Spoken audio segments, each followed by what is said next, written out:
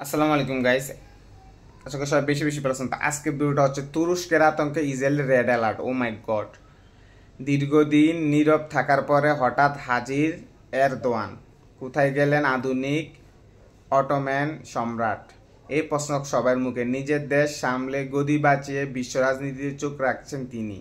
Gaza, Hamas, Syria এবং হিজবুল কোনোটি এড়িয়ে যায়নি তার চোখে, বরং তিনি সাজিয়ে নিজের ছক। এবার তার নজরে সিরিয়ার। তুরস্ক এবার সিরিয়ার নতুন সামরিক ঘাঁটি তৈরি করার পরিকল্পনা করছে।